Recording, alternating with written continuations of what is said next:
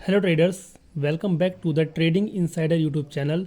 और आज की इस वीडियो में हम लोग कंप्लीट ब्रेकडाउन देखेंगे आज की मार्केट का कि हमने कहाँ पे ट्रेड लिया, उसके पीछे का सेटअप क्या था, क्या साइकोलॉजी थी, कितना रिस्क रिवॉर्ड रखा हम लोगों ने।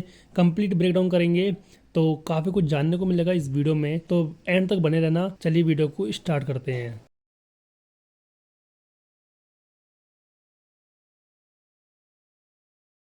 ओके, तो आज हम लोगों ने ट्रेड लिए थे निफ्टी 50 में। और आज निफ्टी 50 गैप डाउन ओपन हुआ था।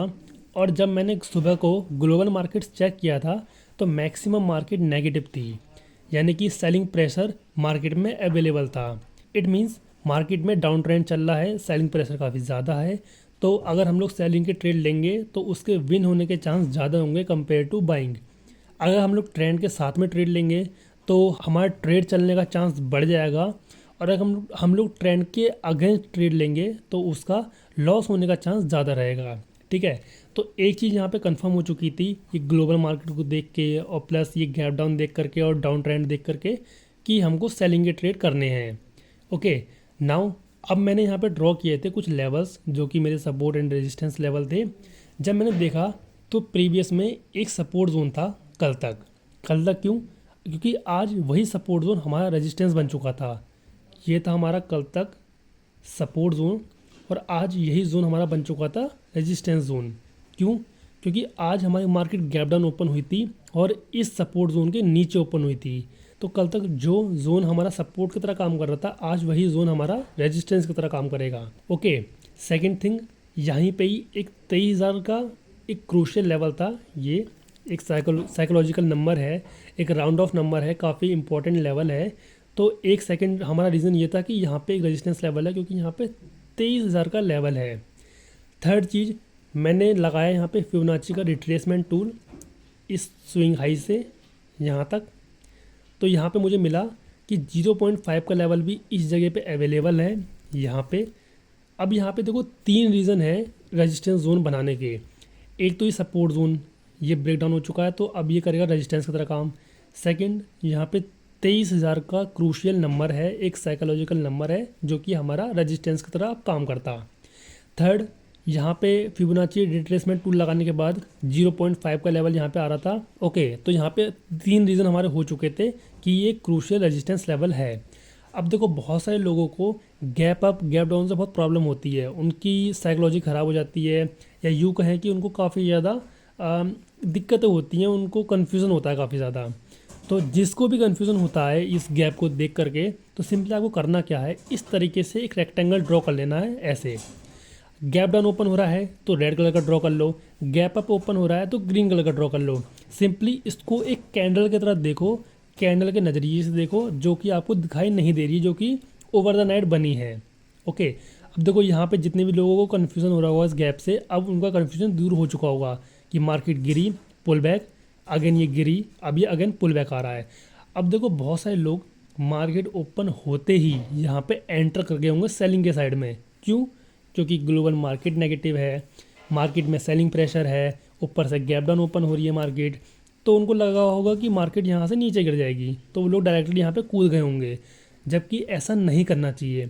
चलो अगर मान भी लो मार्केट में सेलिंग प्रेशर है और मैं यहाँ पे ट्रेड ले भी लेता मार्केट ओपन होते ही, तो मैं अपना स्टॉप लॉस किस जगह पे लगाता? अगर मैं अपना स्टॉप लॉस यहाँ लगा रहा हूँ तो बहुत ज़्यादा बड़ा बनना है, जो कि मेरा रिस्क रिवॉर्ड ख़राब कर रहा है। और मार्केट में सबसे इंपॉर्टेंट चीज़ होती है रिस्क रिवॉर्ड। ओके, तो हमको सिंपली वेट करना चाहिए हमेशा पुल बैक का। अगर आप लोग ऊपर भी मार्केट में देखोगे तो मार्केट हमेशा पुल बैक लेती है, उसके बाद अगेन गिरती है। तो देखो यहाँ मार्केट गिरी, पुल बैक, गिरी, पुल बैक, अगेन ये गिर चुकी है। तो आपको बस इन पुल बैक्स पे एंटर करना होता है ताकि आप एक छोटे स्टॉप लॉस के साथ में बड़ा टारगेट पकड़ सको। तो मैंने भी यहाँ पे सिंपली वेट किया पुल बैक का। तो देखो यहाँ पे मार्केट गैप डाउन ओपन हुई, फिर मार्केट में पुल बैक आया और पुल बैक आने के बाद मार्केट आ गई अपने रेजिस्टेंस जोन पे। अब यहाँ से मुझे करनी थी सेलिंग क्योंकि मार्केट अपने रेजिस्टेंस जोन से गिरती। तो मैंने यहाँ पे वेट किया किसी परफेक्ट कैंडल का जहाँ पे मैं एंटर कर सकूँ। उसके बाद मैंने इसको शिफ्ट किया 1 मिनट टाइम फ्रेम पे ताकि मुझे एक सही एंट्री मिल सके छोटे स्टॉप लॉस के साथ में। लेकिन जब मैं 1 मिनट के टाइम फ्रेम पे गया तो यहाँ पे मुझे मार्केट काफ़ी ज़्यादा चौपी दिखाई दे रही थी। देखो यहाँ पे green candle with red, green red, यानी कि काफ़ी ज़्यादा चौपी मार्केट यहाँ पे थी। तो सिंपली मैंने यहाँ पे 5 मिनट ही यूज़ करा। अब देखो, अगर आप लोग ट्रेडिंग करते हो तो आपको अलग अलग टाइम फ्रेम यूज़ करना आना चाहिए। कंडीशन के हिसाब से टाइम फ्रेम आपको यूज़ करना पड़ेगा। कभी 1 मिनट, कभी 5 मिनट, कभी 15 मिनट। ओके, तो यहाँ पे फिर मैंने 5 मिनट पे इसको शिफ्ट किया। शिफ्ट करने के बाद में मैंने वेट किया एक परफेक्ट कैंडल का जिस पे मैं एंटर कर सकूँ। अब देखो, मैं आपसे एक सवाल पूछता हूँ। मान लो ये रेजिस्टेंस जोन है, यहाँ से मार्केट को गिरना है। अब इस कैंडल पे मैं एंटर कर सकता हूँ? नहीं, ये एकदम परफेक्ट कैंडल नहीं है, बेरिश कैंडल पे ही एंटर कर सकते हैं। सेकंड, ये भी इंडिसीजन कैंडल, इस पे भी हम लोग एंटर नहीं कर सकते। थर्ड, ये वाली, इस पे हम लोग नहीं कर सकते एंटर। लेकिन जो ये वाली कैंडल है, इस पे हम लोग एंटर कर सकते हैं, क्योंकि इसकी बॉडी ग्रीन, जो रेड कलर की बॉडी है, काफ़ी बड़ी है और नीचे विक्स ना के बराबर है यहाँ पे, और ऊपर से रिजेक्ट होकर के ये कैंडल आई है। अगर आपको कैंडल की साइकोलॉजी नहीं पता है तो आप लोग ट्रेडिंग इतने अच्छे तरीके से नहीं कर पाओगे। लेकिन अगर आप लोग इस कैंडल को ध्यान से देखो तो काफ़ी बेरिश कैंडल है। ऊपर से अपने रेजिस्टेंस जोन से नीचे बन रही है, यानी कि टच करके नीचे बन रही है, गिर रही है। साथ ही ऊपर ये 23,000 का जो लेवल है, इससे रिजेक्ट होकर के आई है।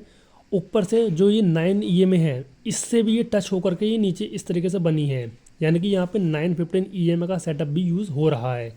तो सिंपली मैंने इसके लो पे बनाई थी यहाँ पे एंट्री, हाई पे रखा था SL, जो कि सबसे सेफ SL था यहाँ पे। अगर इस लेवल को क्रॉस कर जाएगा तो मार्केट बाइंग में चली जाएगी, इसलिए सबसे सेफ SL यही है। उसके बाद मैंने पहला टारगेट रखा था अपना इंट्राडे लो तक का, ये था मेरा पहला टारगेट। ओके, और मार्केट ने देखो इसको 1 गो में यहाँ पे ब्रेक करके टारगेट अचीव भी कर दिया। सेकंड टारगेट मैंने 1:2 रख दिया था यहाँ तक का, मार्केट ने इसको भी अचीव कर दिया। उसके बाद मार्केट और भी नीचे गया। ओके, तो ये था मेरा पहला ट्रेड का लॉजिक। अब जानते हैं कि दूसरे ट्रेड का मेरा क्या लॉजिक था। अब देखो, मार्केट इस तरीके से फॉल हुई।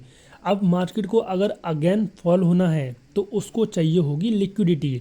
लिक्विडिटी तब आएगी जब वो रिटेलर्स को बाइंग दिखाना शुरू करेंगे। अब देखो, इतना फॉल होने के बाद में मार्केट में स्लो एंड स्टडी बाइंग आना शुरू हो गई इस तरीके से।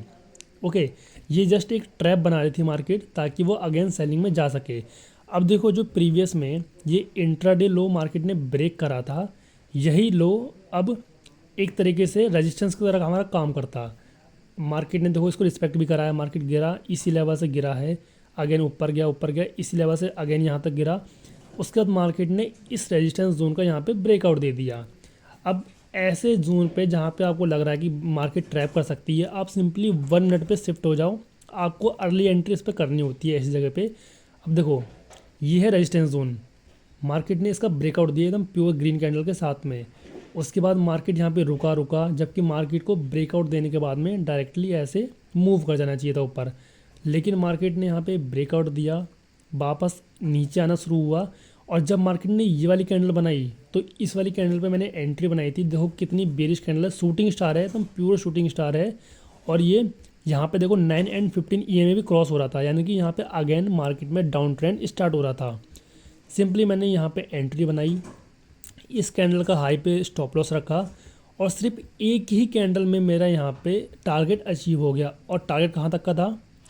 टारगेट था मेरा ये ट्रेंड लाइन तक का, इस तरीके से यहाँ तक का था मेरा टारगेट, ऐसे।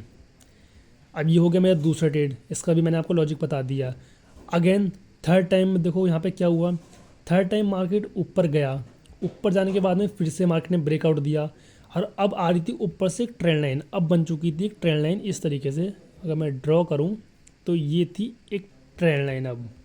ओके, मार्केट ऊपर गई, इस ट्रेंड लाइन को ब्रेक करा। बहुत सारे बायर्स यहाँ पे एंटर कर गए होंगे कि अब तो मार्केट एक बार ऊपर जाएगा, क्योंकि ऑलरेडी एक बार मार्केट ट्रैप कर चुका है बायर्स को, तो अब हो सकता है कि मार्केट इस तरीके से निकल जाए।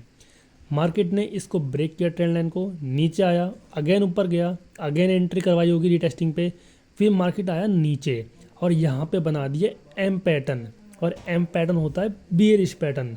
ओके, तो अब मुझे लगा था कि यहाँ पे लो हो जाएंगे फिर से ट्रैप, तो मैंने बनाई थी इस वाली कैंडल पे एंट्री शूटिंग स्टार पे, ऐसा रखा था इसी शूटिंग स्टार के ऊपर, और टारगेट रखा था प्रीवियस लो तक का, यहाँ तक का।